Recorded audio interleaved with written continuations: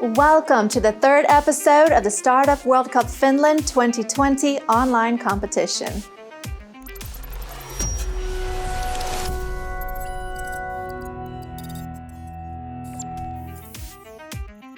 And today, we are glad to have Comptek Solutions and Mapple. Let's find out what they have to present us today. Q&A session comes right after that. First pitch of today came as a spin-off from the University of Turku 3 years ago.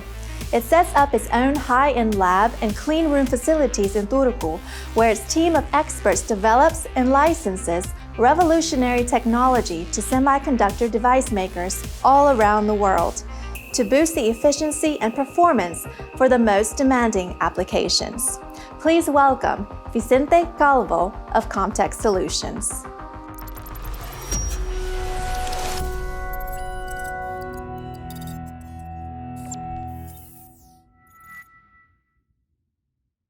Hello, my name is Vicente Calvo and I'm CEO and co-founder of Comptek Solutions. Today there are very interesting technologies among us. 5G, AR, VR, autonomous driving, all of these technologies are coming with a very challenging set of demands, especially from the semiconductor devices that they use. They need to be better performant, they need to be more power efficient, smaller and more reliable.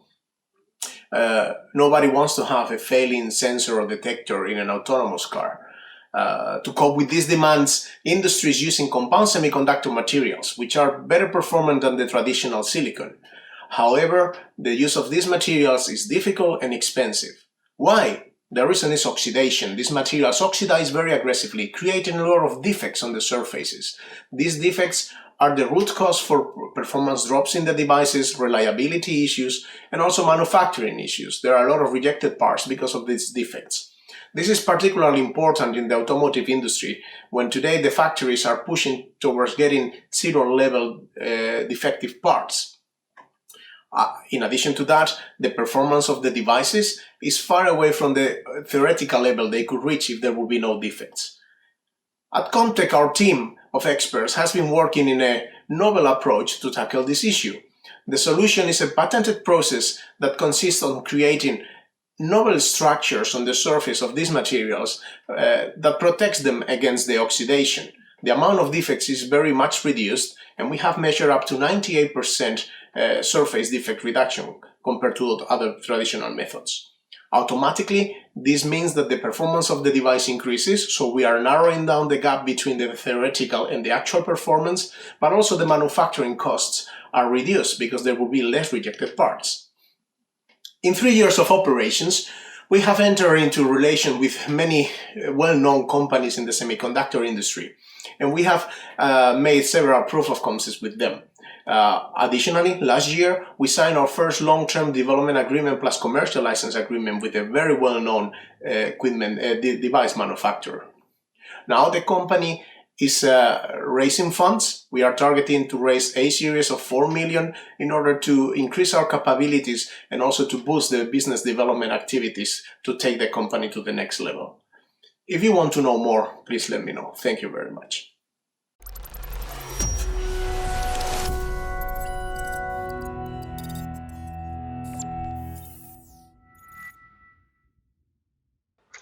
Okay, thanks.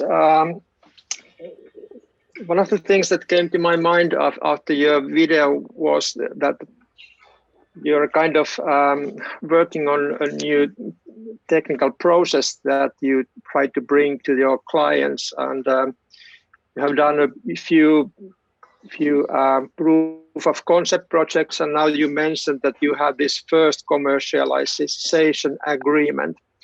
So can you tell a little bit what that actually is? So what do you get out of that agreement? What do the clients pay you, and what do the clients get from that agreement? So what is the contents of that agreement?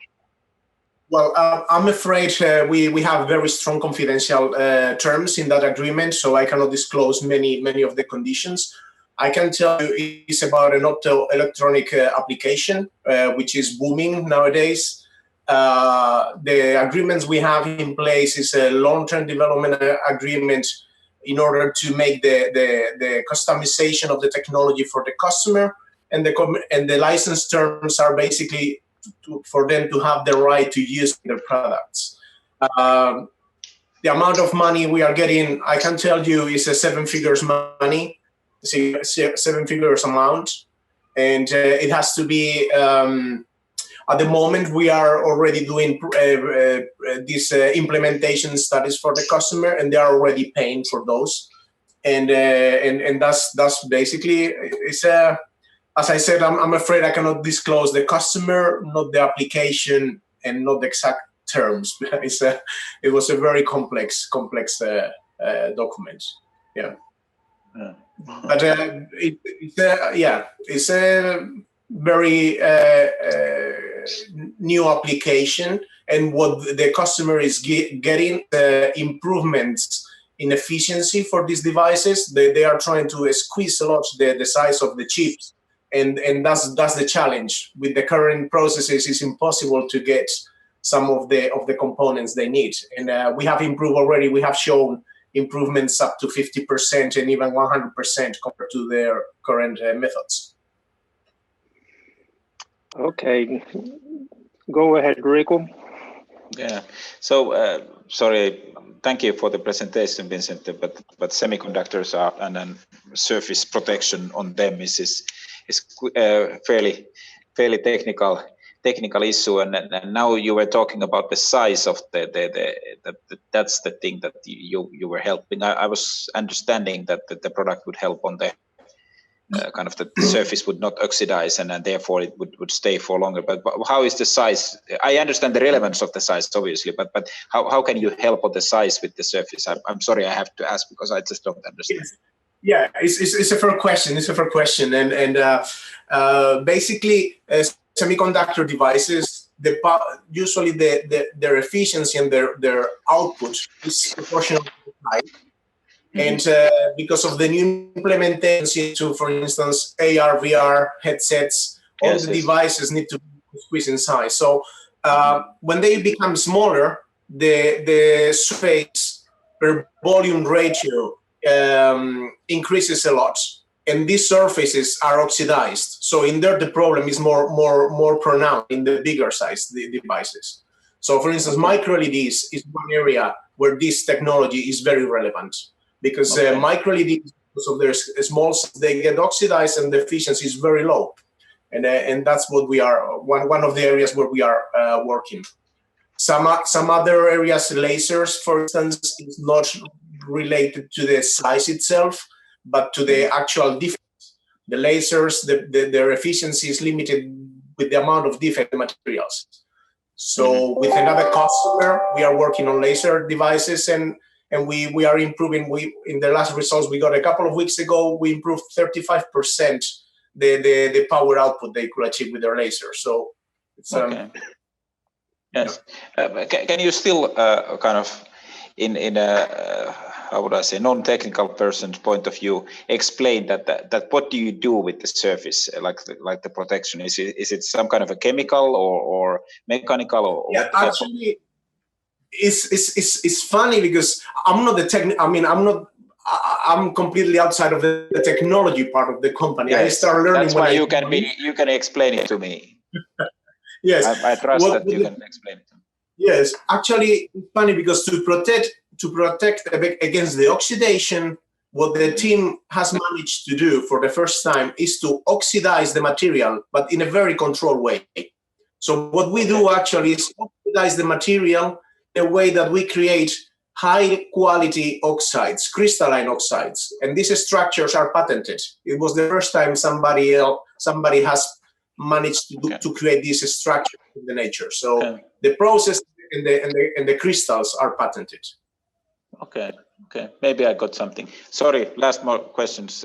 Yeah, just hold on. No. So on the monitors is like how do you sell this and who do you sell it to? Is it then the semiconductor like the chip manufacturers or is it then the yes? Okay, and they would buy this as kind of one part of the production line. They would add your equipment and that's it. Actually, well, yes. I mean, our license it to them. Yeah, we license the technology. Okay. So we have the process. We license the use of the IP. We also customization. The equipment itself, actually, we are negotiating. We have very advanced negotiations with a well-known equipment manufacturer. And the pricing is per chip. The pricing is per chip. Yeah, royalties per chip, yes. Or depending if the volumes are low, it will be lump sum or etc. Different types of. Right. Understood. Thanks. Thank you. Yeah, Mari, okay. Please. Yes. You have a new kind of product, but what about competition? Is there any straight competition or like something what is comparable to your solutions? Yeah, that's a very good question. Actually, the competition is basically, it's a difficult one in the sense that we don't know what the competition is, because all these companies, big semiconductor companies, they have their own internal R&D, and we don't have visibility to what they are doing. What we have compared technology against is the traditional well-known methods, public methods, and we have seen how our technology, not replacing them, but using them in combination with those methods, we can increase the efficiency a lot. So we see that the competition is a kind of a hidden competition, that somebody make their own process better than ours, for instance, or we need to convince them that what we do is better what they do internally. They don't disclose what they are doing internally. So that's one of the challenges. It's clear a challenge, especially for a small company, but I think results are helping us, and that's why we got a lot of attention from the industry already. Yes, thank you.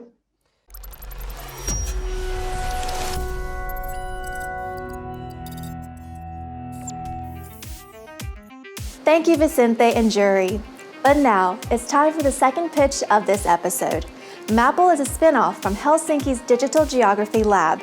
Together with Finnish cities and real estate developers, they developed a no-code location intelligence platform to better understand urban areas and develop them in a sustainable way. Please welcome Karolina Mosiats.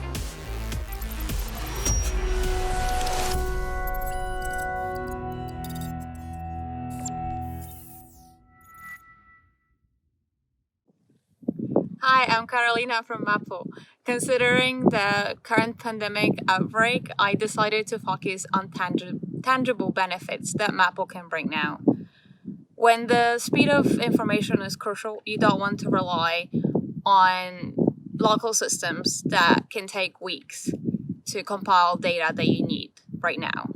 By using Mapple, cities can instantly analyze public services and hospital catchment areas, sociodemographics, reachability, and service network in any location in the city and surrounding areas. For real estate customers, it means they don't have to put their investment plans on hold. Mapple brings them instant access to all socioeconomic insights for any location in Finland. Mapple is based on cloud, which means that it can be easily used by remote teams.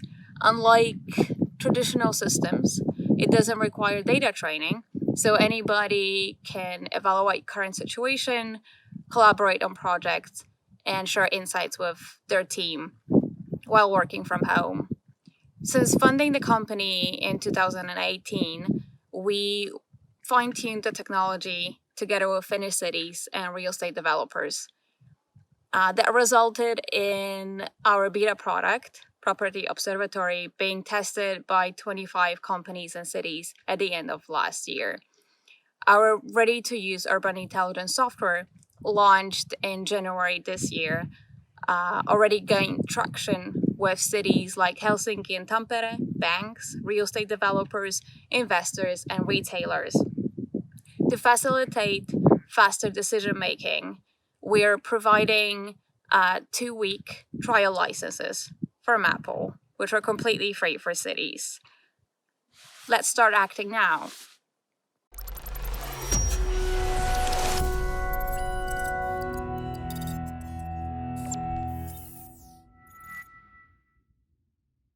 Okay, thanks, Karolina. You had a little bit windy circumstances when doing the pitch, so hopefully you didn't catch cold. I hope not. Yeah. You discussed about the access to kind of socio-economic insights with your platform, and so my question is, how do you demonstrate the value of this kind of insights to the customers? So what do they actually pay for? What they pay for is a very easy to access dashboard. So what they see is all the information on the location. Then a city planner or real estate investor can type in an address or click on a map, and then they get all the information about people that live there, how people move in the area, so they get activity insights, and then they get reachability information, so how easily the area is reachable, what kind of services people can access.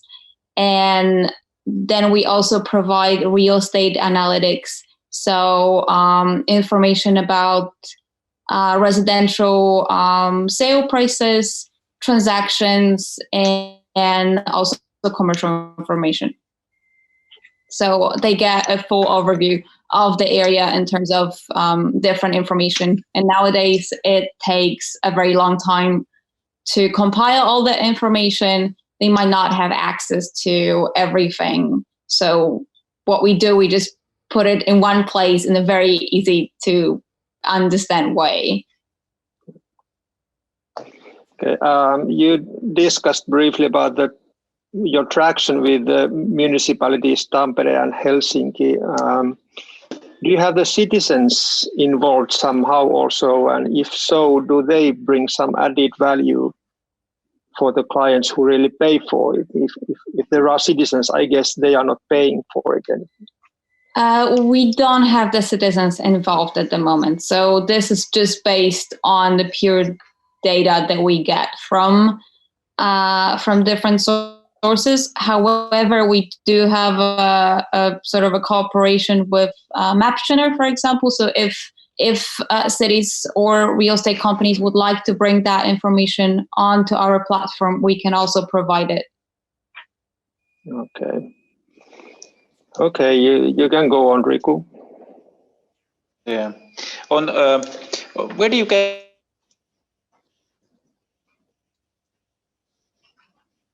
Sorry, internet connection. Yeah. Well, we hope that Riku will come back to us. Maybe Mari. Hello, sorry. Yes, now he's back. Yes. Please, could you repeat, because there was a malfunction. Yes. So did Mari already ask something or? Nope, not yet. Not yet. Okay. All right. So my question was about the raw data. Where do you get the raw data from? Where we use a lot of open data sources. Okay. Then we get data from Statistics Finland, cities themselves. We work with KTI. So, for example, commercial information we get from them. And then we work with Telia. So from Telia, we get activity, locations, and people movements. But then those informations are basically available for everybody else as well, that there is no proprietary data? No. The problem is maybe in visualizing the data, in processing it and putting it in such a way that people can understand it. So for example, with data or any sort of raw data, it takes a skill to provide it in a way that people understand it. One thing that we do ourselves, and it's proprietary, is reachability modeling. So all the accessibility analysis, so how easily the area is reachable by different transport modes, how easily services are reached. This data is produced by us. Okay. And what about your sales model then? You have data that the cities already have themselves, and then you call them and say that, okay, please start paying us for us to present it for you in a nice way? And how do you do this sales? It doesn't work like that. They might have. It doesn't. No. They are not mean like me. Some teams in the city might have the data and they might have access to it, but not all departments have it. And not all how do you do sales? You direct sales. You call them and you. Yes, at the moment we do direct sales. So we reach out to them. It's a SaaS product. They pay for the yeah. Okay. Yeah. How much is it? It's 10,000 euros a year for a team license and 3,000 euros for a single user license. Okay. For a year. For a year, yeah. Okay. How many customers do you have?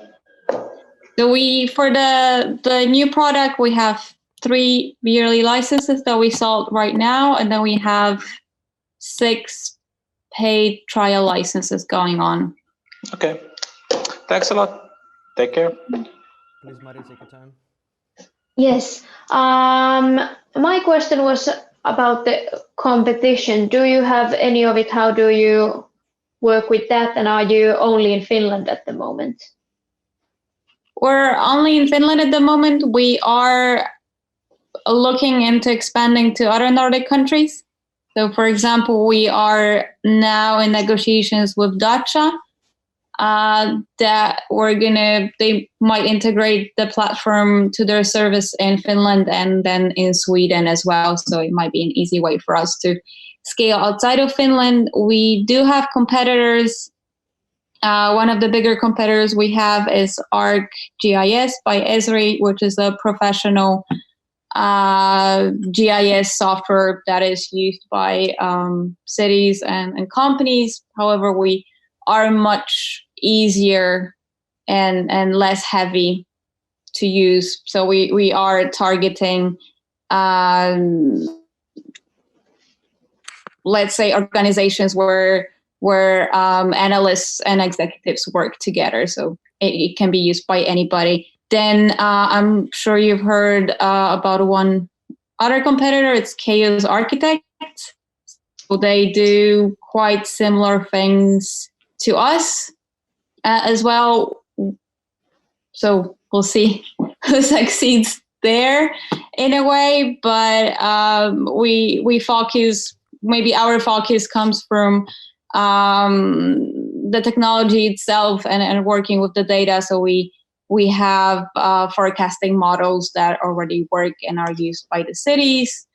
And these are quite unique in that way. Thank you.